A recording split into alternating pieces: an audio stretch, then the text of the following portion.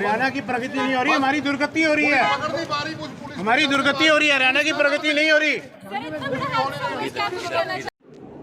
नमस्कार साथियों, आज आपके सामने आने का एक ही मकसद है। यमुनानगर में पुलिस प्रशासन पूरी तरह फेल, सरकार नाम की कोई चीज़ ही नहीं बची। दिन दहाड़े आज फिर कमानी चौक पे गोलियां चली। एक व्यापारी का ड्राइवर जो कि उसका कैश जमा कराने जा रहा था 50 लाख रुपया, मेन बाजार, मुख्य मार्केट, मुख्य चौक शहर का, उसके चंद कदमों पे दूरी पे ट्रैफिक पुलिस खड़ी है और उनके हौसले बदमाशों के इतने बुलंद हो रखे कि बाइक पे आए और गोली मारकर पैसे छीनकर चले गए। पिछले कुछ दिनों से, पिछले 1.5 साल से यमुनानगर में आए दिन सरेआम गोलियां चल रही हैं।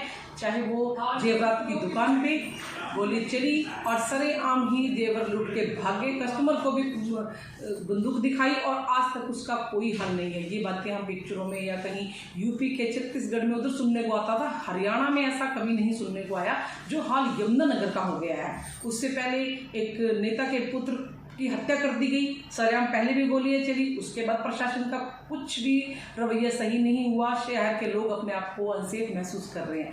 यहाँ तक कि रादौर के थाना इंचार्ज पर भी गोलियां मार के बदमाश भाग जाते हैं। तो लोग कहाँ सुरक्षित महसूस करेंगे अपने आप को? कहाँ है प्रशासन, कहाँ सोई है सरकार? 2 दिन पहले ही मुख्यमंत्री का दौरा होता है शहर में और उसके बाद एक मेन चौक पे गोलियां चल जाती हैं। कौन इसकी जवाबदेही लेगा? कैसे लोग अपने आप को सेफ महसूस करेंगे? व्यापारी लोग कैसे भरोसा कर पाएंगे सरकार पर? कैसे अपना व्यापार कर पाएंगे? पहले आपको पता है कि लोग बुरी तरह से त्रस्त हैं हर तरफ से और अब उनको अपने सुरक्षा की भी गारंटी नहीं है। सरकार, आप पूरी तरह से फेल हो चुके हैं। या तो इस चीज़ को संभालिए या अपने घर बैठ जाइए।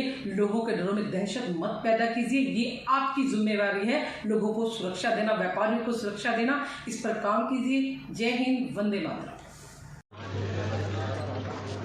हम भाई तुम्हारे साथ हैं, हम नीचे वालों के साथ हैं। हमें जो भी कदम उठाना पड़ा हम उठाएंगे। हमारे संगठन में खड़े जो ये आदेश करेंगे, 48 घंटे के अंदर ये जिलाधीश खड़े हमारे, जो ये आदेश करेंगे ना, हमने तो यार हमें किसी को बुलाया बंद करवाना है, हम बंद करवा देंगे। समझ के तो यहाँ पहुंचे है ना।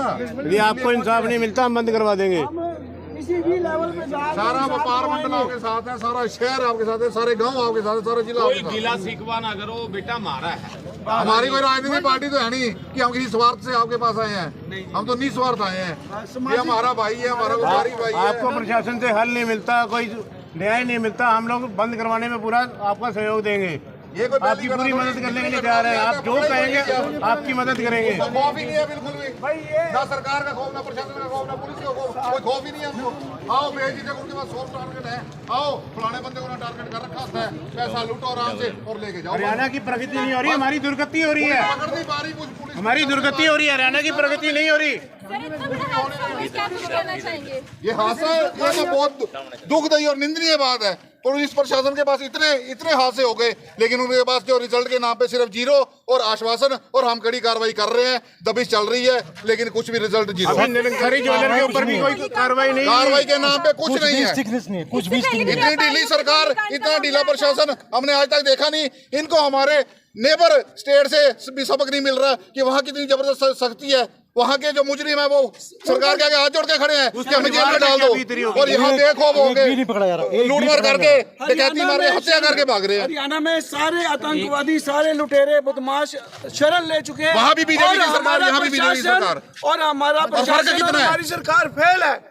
क्यों? रोजाना गोलियां चलनी शुरू हो गई हैं, रोजाना गोलियां चल रही है, रोजाना व्यापारी मर रहा है। व्यापारी व्यापार के कारण पहले मर रहा है, उसके बाद हम वैसे भी गोलियों से मरना शुरू हो गया। दिन दिहाड़े गोली मार दी जाती है, दिन दिहाड़े कोई डर नहीं। व्यापारियों पे ऐसी गोली अभी ये हमारे निरंकारी ज्वेलर्स, उनका हल भी नहीं निकाल पाई पुलिस अभी तक।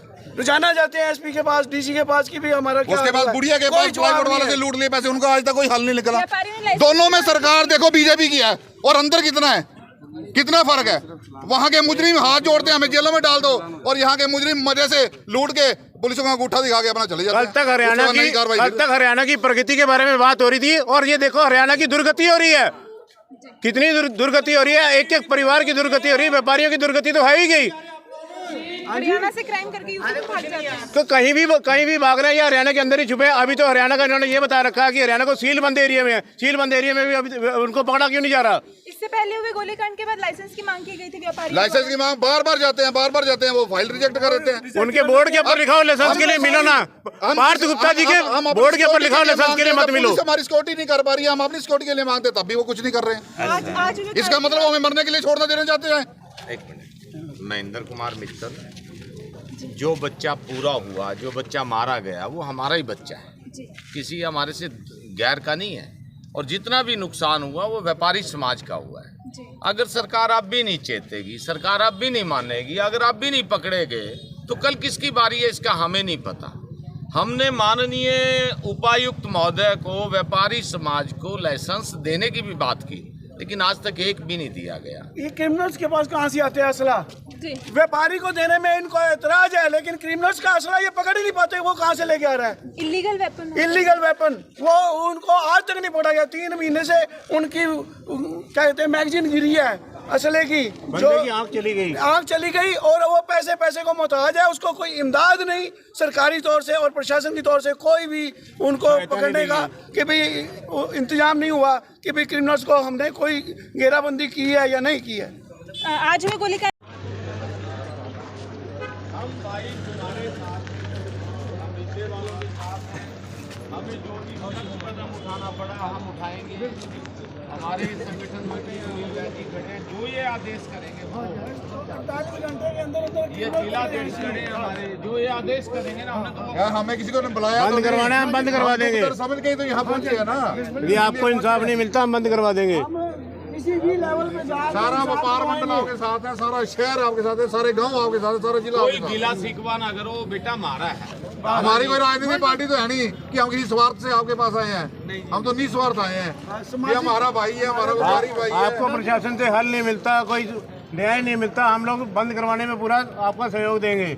ये कोई आपकी पूरी मदद करने के लिए तैयार है। आप जो कहेंगे आपकी मदद करेंगे। तो खौफ ही नहीं है बिल्कुल भी ना सरकार का खौफ, ना प्रशासन का खौफ, ना पुलिस का खौफ, कोई खौफ ही नहीं है हमको। आओ बेझिझक, उनके पास सॉफ्ट टारगेट है, आओ फलाने बंदे को ना टारगेट कर रखा है, पैसा लूटो आराम से और लेके जाएंगे। ये हादसा ये तो बहुत दुखदायी और निंदनीय बात है। पुलिस प्रशासन के पास इतने हादसे हो गए, लेकिन उनके पास जो रिजल्ट के नाम पे सिर्फ जीरो और आश्वासन, और हम कड़ी कार्रवाई कर रहे हैं, दबिश चल रही है, लेकिन कुछ भी रिजल्ट जीरो। निरंकारी ज्वेलर के ऊपर भी कोई कार्रवाई नहीं, कार्रवाई के नाम पे कुछ नहीं है, कुछ भी इतनी ढीली सरकार, इतना ढीला प्रशासन हमने आज तक देखा नहीं। इनको हमारे नेबर स्टेट से भी सबक नहीं मिल रहा कि वहाँ कितनी जबरदस्त सख्ती है।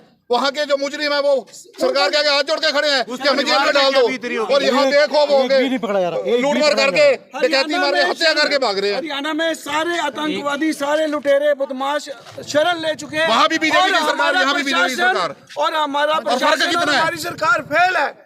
क्यों? रोजाना गोलियां चलनी शुरू हो गई हैं, रोजाना गोलियां चल रही है, रोजाना व्यापारी मर रहा है। व्यापारी व्यापार के कारण पहले मर रहा है, उसके बाद हम वैसे भी गोलियों से मरना शुरू हो गया। दिहाड़े गोली मार दी जाती है। दिन दिहाड़े कोई डर नहीं। व्यापारियों पे ऐसी गोली अभी हुई है हमारे निरंकारी ज्वेलर्स, उनका हल भी नहीं निकाल पाई पुलिस अभी तक।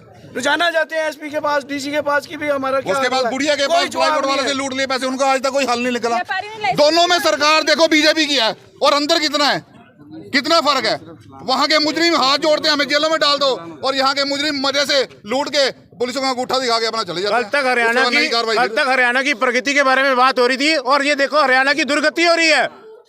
कितनी दुर्गति हो रही है, एक परिवार की दुर्गति हो रही है, व्यापारियों की दुर्गति तो है ही गई।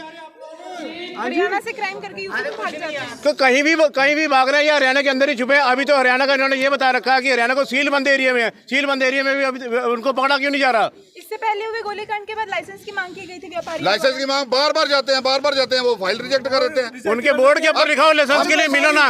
पार्थ गुप्ता जी के बोर्ड के ऊपर लिखा हो लाइसेंस के लिए मत मिलो। हमारी सिक्योरिटी नहीं कर पा रही है, हम अपनी सिक्योरिटी के लिए मांगते तब भी वो कुछ नहीं कर रहे हैं। आज इसका मतलब हमें मरने के लिए छोड़ना देना चाहते हैं।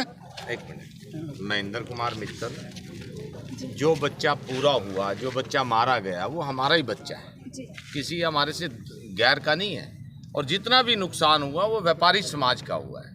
अगर सरकार अब भी नहीं चेतेगी, सरकार अब भी नहीं मानेगी, अगर अब भी नहीं पकड़े गए तो कल किसकी बारी है इसका हमें नहीं पता।